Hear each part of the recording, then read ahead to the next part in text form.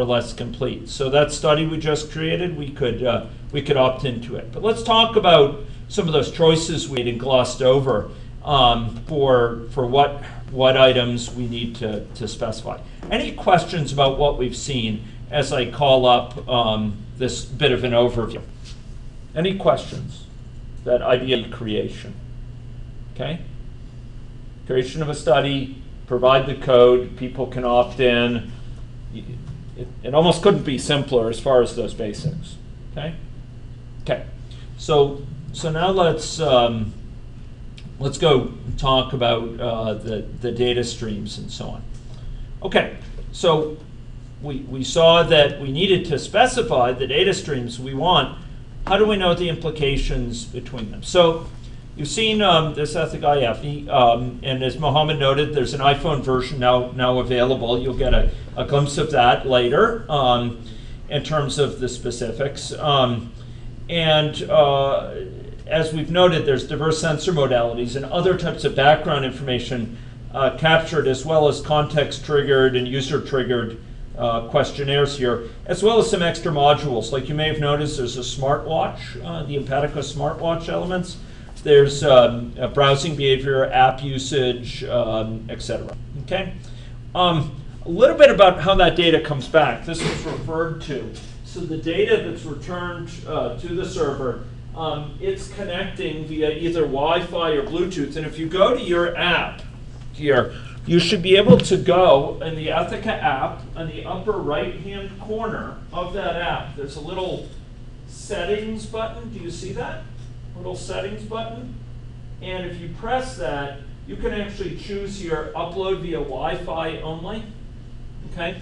And that will specify whether the data should be brought back via Wi-Fi only or whether it's admissible for it to be transmitted over a cell phone data network. Why would you care about that? Well, because if it's transmitted over cell phone data network, it might impose overage charges. It might add to the load. So you want to be careful. A few notes about that. As the data is uploaded, it gets as far as it can at a given time. And if it gets cut off, so to be clear, the data is uploaded without the participant caring, without the participant being aware. It's catch as catch can. It gets as far as it can until a network connection is cut off. It saves the rest until it's next available. If the data connection is not available, it's just going to buffer up data on the phone. Mohammed indicated that earlier, and it's going to impact this risk that he noted. The longer someone goes without connections, there is the risk that more data will be lost because it's being buffered up on the phone. Right? But it is seamless to the participant. Participants are not aware of their data being uploaded. Okay, let's talk about just a few of the health streams, and Mohammed's going to go into specifics on these. The system has a variety of components. It has a user interface, and we've seen that Mohammed was specifying you could specify the background image to be used. It turns out that, as you'll learn tomorrow particularly, you can also set up custom buttons on the screen to indicate information. So the participant could be asked to press this button, if they're feeling ill, or if they've just eaten, or if they've been exposed to tobacco messaging, pro or anti. If they've had a cognition related to tobacco use or related to suicide, etc. There could be questionnaires. We'll spend a lot of time on that tomorrow. And then data streams, which are provided in the background. The questionnaires, just so you're aware, can be triggered at fixed times or at random times during the day, or contextually triggered, right? When someone's in a certain location, when they're surrounded by a certain number of individuals, either detected individuals in general or individuals that are known to them based on some study records, although that takes more to implement. And importantly, the time is recorded, how long it took them to open a survey, the survey question, to start to submit it, or the time to answer particular questions is also noted. So how long it took them to go through each question, which can provide some insight as to how how quickly, to what degree did they rush through it, or to what degree were they thinking it through?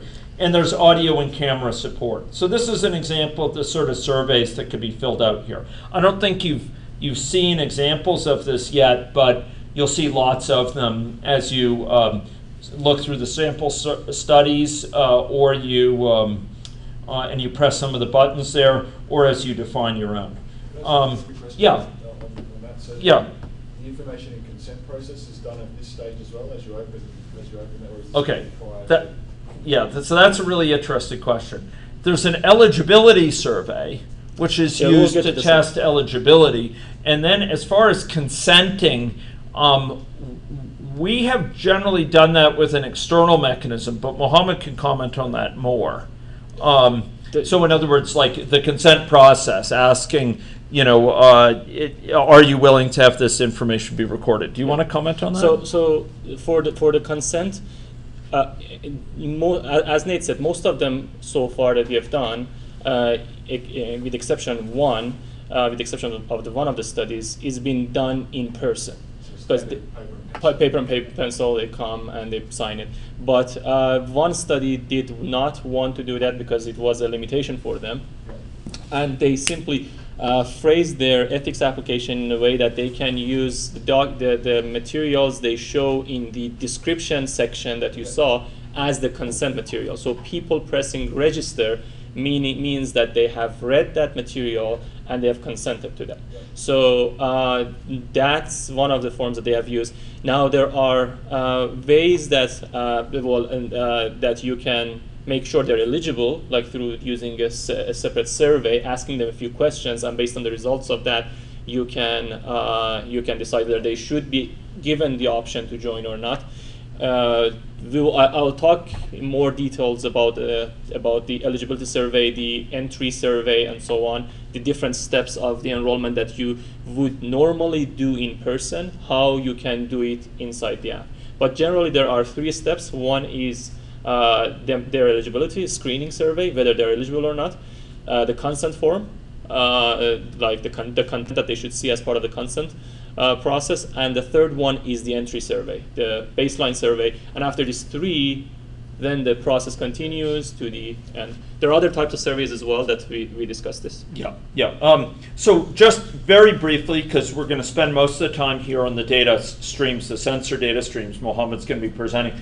But in terms of the questionnaires, you should be aware when thinking about your studies that you would want to create, you could have multiple choice questions, multi-select where you have check boxes. So in other words, questions where you choose one of a set of options, where you choose 0 or more of a set of options with check boxes, where you can select photos, where you can specify free-form text, where you can specify audio or free-form text. You can choose. So someone who doesn't want to type can choose audio. Others will fill it out via text.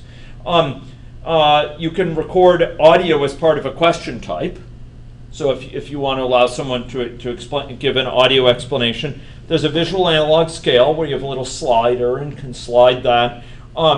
There's some questions that are unit sensitive. So I don't know that Australia is encumbered by the same division, but here in Canada, there's people who prefer to give their weight in pounds versus weight in kilograms, or height in feet and inches compared to height in meters or centimeters. And so there are questions which allow you to specify height and weight and allow you to choose the units associated with that. Proximity to the Great Republic. It needs to be further away. That's right. And you can also choose, are questions spread across one page or across many pages? So you can divide questions among pages.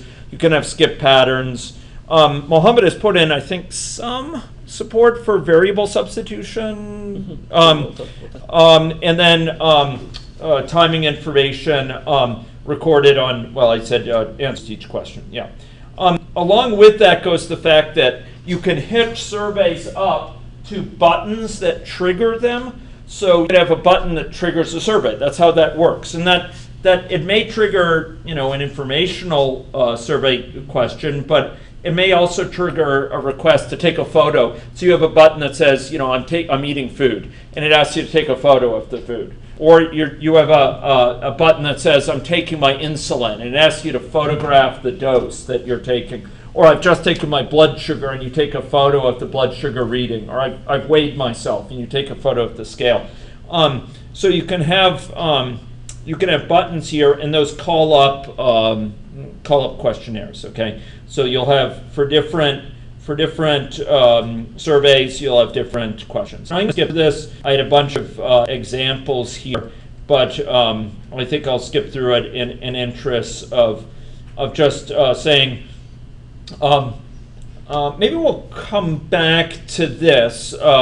Because I was just going to give an introduction to the fact that for different domains, we may be interested in collecting different types of sensor data. And Mohammed can give a little bit more on these sensor measurements. And then we could explain why you'd collect for location data, why you'd collect Wi-Fi, or why you'd collect gyroscope for location and sedentary activity, or for mental health, why you'd collect for example, Bluetooth information or audio. So, Mohammed, do you want to present some on the sensor side? That would be great. Should I move if you can give me an HDMI. Yeah, here's the HDMI here. And I will stop this, okay?